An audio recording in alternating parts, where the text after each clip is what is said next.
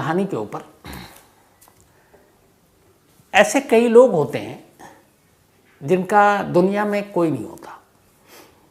जैसे क्राइम की दुनिया में कई बार मैंने देखा है, जो लोग अपने गांव घर से दूर किसी अजनबी शहर में नौकरी के लिए पहुंचते हैं, अकेले हैं, इधर उधर रहते हैं, कहीं काम कर लिया, कहीं सो लिया।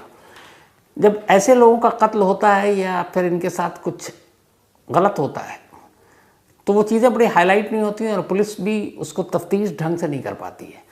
अगर आप एग्जाम्पल के तौर पे जो सीरियल किलर हैं उठाएं आप, चाहे वो बियर मैन हो, स्टोन मैन हो, तो ये भी उन लोगों को निशाना बनाते थे जो रात को सड़क पर फुटपाथ पे सोया करते थे और वो सारे अननोन लोग थे, उनका ना पता ना मालूम कहाँ रहते हैं, कहाँ से आए। तो ऐसे केसेस को सॉल्व करना बड़ा मुश्किल काम होता है। ये मैं इसलिए कह रहा हूँ कि आज की कहानी में कहीं ना कहीं ये एक चीज़ आएगी। अंकित नाम का एक लड़का, दिल्ली के करीब यूपी के बागपत का रहने वाला, अच्छे परिवार से, पढ़ाई लिखाई का शौक था। लखनऊ यूनिवर्सिटी के भीमराव अंबेडकर कॉलेज से वो पीएचडी कर रहा था, यानी कि अब, और उसने अपना वो सब कुछ सबमिट भी कर दिया था पीएचडी का। तो अब डॉक्टर अंकित वो हो जाता, अंकित चौधरी। अंकित चौधरी के माँ बाप की मौत हो चुकी थी गांव में, जहां बागपत में रहा करते थे, लेकिन अच्छी खासी प्रॉपर्टी थी, घर था। अब घर में कोई रहा नहीं, बागपत से अंकित को वहाँ उसके माँ बाप की याद भी आती थी। फिर पढ़ना लिखना था तो उसने बागपत छोड़ दिया। अब वो अपनी पढ़ाई के लिए दूसरे शहर पहुँच गया, पहले लखनऊ गया, फिर गाज़ियाबाद आया। यहाँ रहकर वो अपनी पढ़ाई कर रहा था और पीएचडी के उसके 6 दोस्त थे जो उसके साथ पीएचडी कर रहे थे, अलग अलग थीसिस थी उनकी। सब कुछ ठीक चल रहा था। 6 के 6 दोस्त जब भी फुर्सत होती मिलते या फिर सोशल मीडिया पर रहते, एक दूसरे से चैट करते, व्हाट्सएप करते, फेसबुक पे या फिर बाकी जगहों पर। अंकित का भी सब कुछ ठीक चल रहा था, पढ़ने लिखने में बेहद होशियार था। पीएचडी करने के बाद उसका फ्यूचर ब्राइट था, वो चाहता था कि कुछ बड़ा करूँ। इस दौरान में अब उसे एहसास हुआ कि बागपत तो जाता नहीं है, तो घर वर का क्या करें। अब यहाँ वो गाज़ियाबाद में एक किराए के घर में रहा करता था, और किराए के जो घर में रहा करता था वो उसी का अपना एक दोस्त था जिसके घर में वो रहा करता था। उस दोस्त का नाम था उमेश। उमेश के साथ दोस्ती थी, उमेश का घर था, तो उसने कहा यार तुम हमारे घर पे रह लो जब पढ़ने लिखने के लिए आए हो। तो उसने कहा नहीं, ऐसे फ्री में नहीं रहूँगा या तुम्हें किराया दूंगा। तो उसने कहा ठीक है, किराया दे देना। तो वो वहीं उमेश के साथ रहने लगा, उसी के घर में अपना उसने 2 रूम ले लिया और किराए पर रहने लगा था। इस बीच अब माँ बाप के गुजरने के बाद चूँकि गांव और घर जाना नहीं होता, तो फिर उसने कहा कि कोई रिश्तेदार भी वहाँ पे नहीं था, दूर के कुछ रिश्तेदार थे, उन्होंने पहले ही दूरी बना रखी थी, तो कायदे से उसका करीबी कोई नहीं था जो पूछता कि अंकित तुम कैसे हो, क्या हाल है। तो यही सब सोचकर उसने गाँव की ज़मीन और अपना मकान बेच दिया। करीब 1 करोड़ रुपये उसे मिले। ये सब बेचने के बाद उसने ये 1 करोड़ रुपये अपने बैंक में जमा कर दिए। जिस घर में किराए पर उमेश के साथ रहता था, उमेश को भी मालूम था कि उसने 1 करोड़ रुपये ज़मीन जायदाद में बेचे हैं। तो उमेश ने उससे कहा यार कि मुझे एक बिज़नेस शुरू करना है, तो इसमें 40 लाख रुपए मुझे उधार दे दे, उसके बाद मैं धीरे धीरे तुझे लौटा दूंगा। चूँकि दोनों दोस्त थे, उसने पैसे दे दिए। सब कुछ ठीक चला था अक्टूबर 2022 तक, लेकिन 7 अक्टूबर 2022 के बाद अचानक अंकित गायब हो जाता है। न वो कॉलेज जाता, न अपने दोस्तों से बात करता, न फ़ोन करता। तो चूँकि अब ऐसा वो जो मैंने शुरू में आपको कहा था, जिनका कोई अपना जानने वाला, कोई खैर खबर लेने वाला नहीं, उसको कौन मतलब पूछेगा कि कहाँ हो, कैसे हो। तो वैसे ही उसके माँ बाप कोई रिश्तेदार करीबी थे नहीं, तो कोई पूछने वाला नहीं था, पुरसा हाल करने वाला। तो गायब, किसी को कोई फिक्र नहीं। 2 महीने बीत गए, अक्टूबर से दिसंबर आ गया 2022। किसी ने पूछा ही नहीं कि कहाँ है वो। लेकिन अंकित के जो 6 दोस्त थे, उन्होंने कहा यार ये आपस में सबने बात की कि क्या अंकित का फ़ोन आया, कोई मैसेज आया। सबने कहा नहीं, और ये कभी हुआ नहीं पिछले कई सालों में। तो उसने कहा कई बार प्रोग्राम बनाते थे, एक साथ पार्टी करते थे, वो सब भी बंद।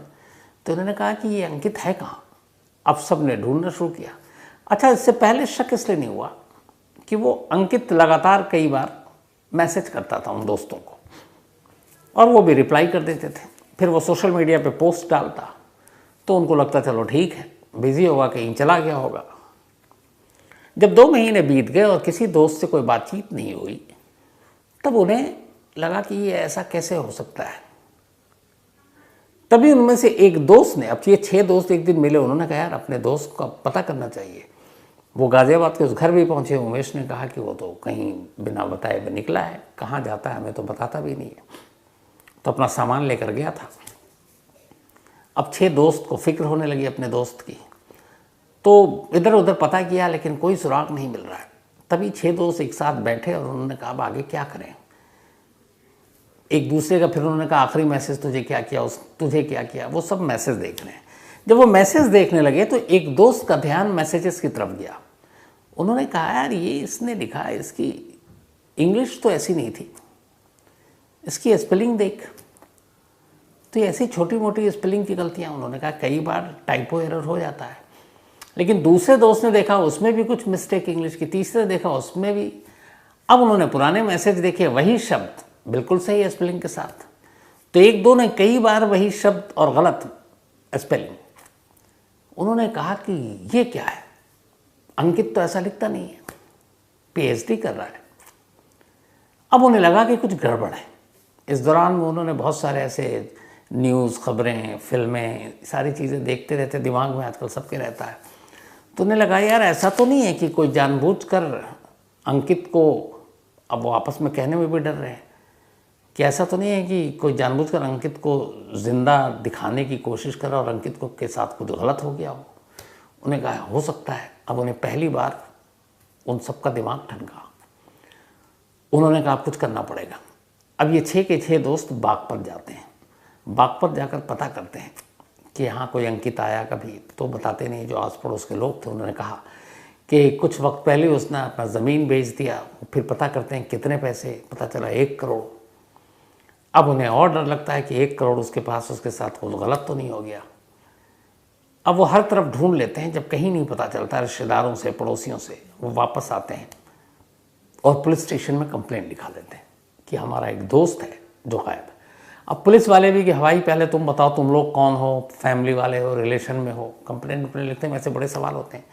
बोला भाई साहब हम सब दोस्त हैं और जिगरी दोस्त हैं, लेकिन हमारा दोस्त 2 महीने से गायब है। तो उन्होंने कहा कहीं चला गया होगा। उन्होंने कहा कि नहीं, मैसेजेस भी आ रहे हैं लेकिन उसके मैसेजेस गलत आ रहे हैं स्पेलिंग के साथ। पुलिस ने कहा इसमें क्या होगा, कई बार टाइपो एरर होता है, कुछ जल्दी में लिखता है। उन्होंने कहा नहीं, एक साथ 10, 15, 20, 25 मैसेज में एक ही स्पेलिंग गलत नहीं लिख सकता। अब पुलिस को भी थोड़ा लगा। फिर उन्होंने बताया कि अभी हाल में उसने 1 करोड़ रुपए का मकान बेचा है। फिर पुलिस को लगा कि कुछ गड़बड़ है। पुलिस ने रिपोर्ट दर्ज की। अब तफ्तीश शुरू की। तो सबसे पहले बैंक चेक किया तो पता चला कि अंकित जब से गायब है, उसके गायब होने के बाद अगले 1.5 महीने तक, जिस दिन ये रिपोर्ट लिखाई गई है दिसंबर में, उस दिसंबर के महीने में भी कई जगह से उसके एटीएम कार्ड से पैसे निकाले गए हैं।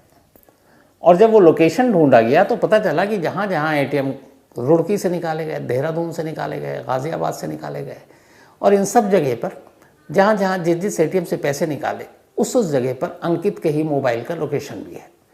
तो पुलिस ने कहा यार अंकित कहीं घूम रहा है, देखो देहरादून, कभी यहाँ पैसे निकाल रहा है, उसके मोबाइल भी उसके साथ है, लोकेशन मैच कर रहा है जहाँ जहाँ एटीएम यूज़ हुआ है।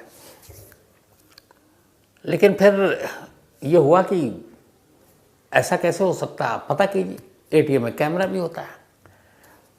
तो जब पुलिस वालों ने कहा ठीक है, मोबाइल का लोकेशन तो दिख रहा है, एटीएम का कैमरा भी चेक करते हैं। अब जब कैमरा चेक किया तो एक बड़ी अजीब चीज़ दिखाई दी। वो ये कि हर जगह कैमरे पर सामने वाले ने मास्क पहन रखा है। अब 2022 दिसंबर, लगभग कोरोना ख़त्म हो चुका था, आम लोग मास्क पहन नहीं रहे। लेकिन पुलिस को लगा कि हो सकता है कुछ लोग हैं भी ख्याल रखते हैं अपना। लेकिन फिर हुलिया देखा, दोस्तों ने कहा कि ये तो है नहीं। अब पुलिस को डाउट हुआ। पुलिस ने अब जांच शुरू की। सारे बैंक देखे, बहुत सारे पैसे निकल चुके। फिर पुलिस ने कहा कि कहीं ना कहीं इसमें पैसा इन्वॉल्व है। तब शुरुआत कहाँ से करें? तो शुरुआत उस जगह से जहाँ उसको आखिरी बार देखा गया, और वो जगह थी उमेश का घर, जहाँ किराए पर रहा करता था। अब पुलिस उमेश के घर पहुँची और उससे पूछताछ की। उसने वही कहानी बताई जो उसके दोस्तों को बताई। लेकिन उमेश से पूछताछ के दौरान पुलिस को लगा कि ये थोड़ा सा नर्वस है, कुछ घबराया हुआ है। पुलिस की थोड़ी कई बार सिक्स सेंस काम भी करती है। तभी पुलिस ने फिर तलाशी ली। जब तलाशी ली तो उमेश के उस घर में, जिस घर के अंदर 2 कमरों के किराए पर लेकर रह रहा था अंकित, वहाँ की तलाशी फॉरेंसिक टीम को ले जाया गया। तो घर तो साफ था, लेकिन फॉरेंसिक टीम वही है जो नंगी आंखों से दिखाई नहीं देती, वो लोग देख लेते हैं। वहाँ कुछ खून के धब्बे मिले। अब पुलिस का माथा ठनका। पुलिस ने इसके बाद उमेश को उठाया और अब तसल्ली से, बहुत प्यार से उससे पूछताछ की, पुलिसी अंदाज में। जब पुलिसी अंदाज में पूछताछ की तो उमेश ज़्यादा देर तक सह नहीं पाया और टूट गया। फिर इसके बाद उसने कहानी सुनाई। कहानी ये थी कि उमेश, देखिए 2 दोस्त कैसे अलग अलग होते हैं। 6 दोस्त जो अपने दोस्त की चिंता में लगातार इधर उधर भटक रहे हैं, जिन्होंने रिपोर्ट लिखाई पुलिस में, और एक उमेश भी दोस्त है। जब उसे पता चला कि अंकित ने अपना घर 1 करोड़ रुपए में बेचा है और उसके बैंक में पैसे हैं, तो पहले तो उसने 40 लाख रुपए उधार लिए, और वो दोस्त इतना अच्छा कि अंकित ने उसे पैसे दे दिए। लेकिन फिर उसके मन में लालच आया। उसे लगा कि 40 लाख दे तो लिया, लौटाना पड़ेगा, न लौटाऊँ ऐसा क्या करूँ, और बाकी के जो 60 लाख हैं वो भी अगर मैं ले लूँ तो फिर क्या ही बात है। इसी के बाद अब उसने प्लान करना शुरू किया कि अगर अंकित को रास्ते से हटा दूँ तो 1 करोड़ अपने। ये जो उमेश था, ये एक ऑर्थोपेडिक, हड्डियों के डॉक्टर के यहाँ काम करता था, प्लास्टर काटने का और बाकी भी चीज़ें कर देता था पेशेंट के साथ। तो प्लास्टर जो कटता है वो हमेशा आरी से कटता है। वहाँ आरी का यूज़ होता था, तो ये मास्टर हो गया था आरी चलाने का। तो इसने अब तय किया कि वो उमेश को रास्ते से हटाएगा। 7 अक्टूबर 2022, 7 अक्टूबर 2022 अंकित घर आया। उमेश उसके कमरे में गया, उससे बातचीत की, फिर उसको जूस पिलाया, और जूस पिलाने के दौरान उसने जूस में नशीली दवाएं डाल दी, और इस तरीके से वो बेहोश हो गया। उसने आरी निकाली, उसका गला काटा, फिर उसके 2 टुकड़े और किए, पूरे जिस्म के 3 टुकड़े किए, और वो टुकड़े उसी कमरे में पड़े रहना दिया। अक्टूबर का महीना था, इतनी गर्मी भी नहीं थी। इसके बाद नेक्स्ट डे आया पॉलीथीन लेकर। अब उसने तय किया कि इन टुकड़ों को फेंकना है, लेकिन ऐसे फेंकना है कि पुलिस टुकड़ों को समेटने में और टुकड़ों की शिनाख्त करने में उलझी रहे। इसीलिए उसने इन 3 टुकड़ों को अलग अलग फेंका। इसने पॉलीथीन में भरकर जो पहला टुकड़ा फेंका, वो एक जगह है यहाँ पे, गंग नहर, जब आप देहरादून की तरफ जाते हैं, ये दासना मसूरी, वहाँ पर है, तो उसने वहाँ फेंका। इसके बाद एक इसने फेंका, वहीं पास में नहर है, और तीसरा एक पेरिफेरल एक्सप्रेसवे बना है, ये बिल्कुल अपोजिट, जब आप इधर से आते हैं आगरा की तरफ से, तो वहाँ पर है। एक ही दिन में अपने एक दोस्त की गाड़ी ली, तीनों टुकड़ों को अलग अलग रखा, और फिर एक इधर फेंक रहा है, एक नॉर्थ में, एक साउथ में, एक ईस्ट में, और कम से कम हर जगह जो फेंका उसने 20-25 किलोमीटर की दूरी रखी। सब कुछ फेंक कर ये लौट आया। अब उसे ये मालूम था कि अगर मैं अंकित को मार देता हूँ तो इसका पूछने वाला कोई नहीं है, माँ बाप मर चुके हैं, रिश्तेदार कोई पूछते नहीं है। बस वहाँ एक गलती की उसने, उसे ये नहीं पता था कि उसके 6 बहुत अच्छे दोस्त हैं जो उसका हालचाल पूछते हैं, और ये दोस्ती इनकी अच्छी इसलिए थी कि उन दोस्तों को भी पता था कि अंकित यतीम है, उसके माँ बाप नहीं है। तो जब भी कोई फेस्टिवल, कोई और ऐसा मौका आता, बर्थडे पार्टी या कुछ भी त्यौहार पे, तो वो हर दोस्त बारी बारी से अंकित को अपने घर ले जाता। और अंकित भी इतना संस्कारी था कि जब वो घर जाता तो अपने दोस्तों के, ना सिर्फ माँ बाप के पैर छूता, बल्कि अगर कोई बीमार है तो उनके माँ समझकर उनके पैर तक दबाना शुरू कर देता। तो उसके 6 के 6 दोस्त, उन दोस्त के घर वाले जो माँ बाप, वो भी उसको अपने बच्चे की तरह प्यार करते थे। तो ये दोस्ती इतनी गहरी थी। लेकिन यहाँ पे उमेश भूल गया। वो एक फिल्म थी ना, वो 3 इडियट्स, जिसमें होता है कि आमिर खान एक जगह कहता है कि 3 लोग आएंगे मुझे ढूंढने के लिए। तो कुछ कुछ वैसा ही था कि उमेश भूल गया, लेकिन कि शायद 6 लोग उसे ढूंढने आएंगे, और उन 6 लोगों ने ढूंढना शुरू किया, और ये वहीं मार खा गया। तो अलग अलग जगहों पे लाश फेंकी। उसके बाद अब उसका ATM, फ़ोन सब उसी के पास था। अब उसने क्या किया कि अपने एक दोस्त को और इसमें शामिल किया। आसपास से जितने पैसे इसने निकालता, पर डे 40,000 रुपये के हिसाब से पैसे निकालता। लेकिन अब हर दिन आसपास से निकालने में ये होता कि कल को केस खुल गया तो फिर पकड़े जाएंगे। तब उसने कहा कि पुलिस को उलझाने के लिए कल को कोई केस खुले भी तो ये दिखाएं कि वो कहीं खुद अपनी मर्जी से घूम रहा है। तो कभी देहरादून, कभी ऋषिकेश, कभी गंग नहर, कभी सहारनपुर, कहीं हरिद्वार।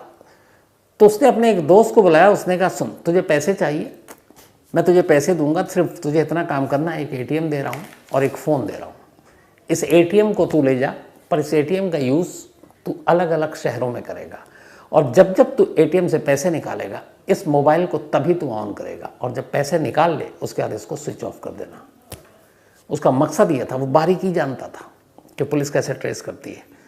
तो हर जगह उसने इसी तरीके से दोस्त गए और ये, इसलिए जब पुलिस ने शुरुआत में जांच की तो देखा एटीएम से पैसे निकल रहे हैं, मोबाइल भी ऑन है, इसका मतलब है वो वही है।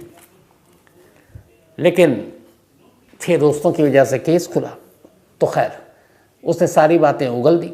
40 लाख के अलावा करीब 10-12 लाख उसने, और क्योंकि 2 महीने हो गए थे, 2 महीने तक उसके पास थे कार्ड, उसने इस्तेमाल किया। अब ये था कि इसमें कोई गवाह नहीं है, कोई रिश्तेदार नहीं है, दोस्तों ने एफआईआर दर्ज कराई। पुलिस के लिए इस केस में वो सबूत हासिल करना बड़ा एक चुनौती का काम था जो अदालत में उसको मुजरिम ठहरा सके। तो वो जो खून के वो थे जो फॉरेंसिक जांच में मिले कमरे से, वो पाए गए अंकित के। आरी वो बरामद हो गई जिस आरी से इसने कत्ल किया। फिर इसने बताया कि उसे मालूम था, चूँकि वो एक ऑर्थोपेडिक डॉक्टर के यहाँ काम करता था, तो हड्डियाँ या जोड़ के हिस्से को कैसे काटते हैं ये भी उसने दिमाग लगाया था और इसीलिए उसी हिसाब से उसने 3 टुकड़े किए थे लाश के। तो वो भी बरामद हो गई। यहाँ तक होशियार तो उमेश कि उसने कत्ल के बाद जब ये सारे तीनों लाशों के टुकड़े अलग अलग इलाकों में फेंक दिया, अलग अलग दिशाओं में भी, उसके जो कपड़े अंकित ने पहने थे वो कपड़े उतार चुका था वो पहले, जो कपड़े इसने पहने थे कत्ल करते वक्त कि उसमें कोई भी खून का एक छींटा या एक बूंद भी ना बचे, उन कपड़ों को भी ले जाकर इसने जला दिया था। तो हर तरफ से बचने की इसने कोशिश की, सारे सबूत मिटाने की कोशिश की, बस गलती एक जगह की, अंकित के 6 दोस्तों को भूल गया और वही दोस्त सामने आए अपने दोस्त की खातिर और उन दोस्तों की वजह से एक ऐसी मर्डर मिस्ट्री सुलझ गई जिसके बारे में 2 महीने तक किसी को पता ही नहीं था, न पुलिस को, न दूर के रिश्तेदारों को, न पड़ोसियों को, किसी को नहीं। तो अगर हर इंसान के पास ऐसे कुछ दोस्त हों तो समझ लीजिए उसके पास दुनिया की सबसे अनमोल दौलत है। तो आज की कहानी में इतना ही।